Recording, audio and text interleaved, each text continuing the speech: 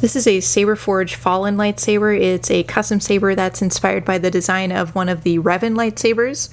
And this design that I have here, well, this is the weathered finish of the hilt. I've previously reviewed the standard finish of the hilt, and it's configured as a stunt saber, so Saberforge calls that warrior tier, and it has a red blade, so it's got a red LED.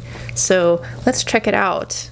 This design is actually quite cool, you guys. It's very ergonomic, it's elegant, it's simple, it's very comfortable, somewhat simple design for a hilt. Now it starts out with a flared emitter basically at the top, and then it's a little hard to tell with the weathering here, you guys, but this is a kind of brass element with the emitter, and it does have the weathering, or has some weathering applied to it. Now I did look at Saberforge, the website, more recently, and it appears that, at least in the pictures on the website, this brass part on the weathered version is actually visible more as brass. But anyway, there's another kind of little flare in the diameter below the brass section, and then we've got kind of a series of grooves here, and a little bit of a wider piece of the hilt here.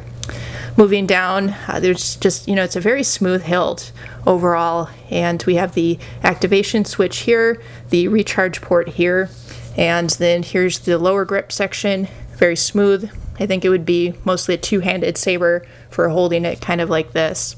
And then finally we have this pommel at the bottom. It's sort of a knob pommel, sort of a doorknob or a sink knob style pommel, and it has these kind of low profile notches to it, so that's a pretty cool design.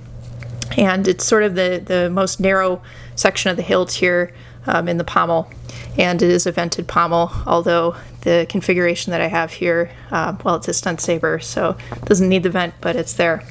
And that's pretty standard with Saberforge lightsabers.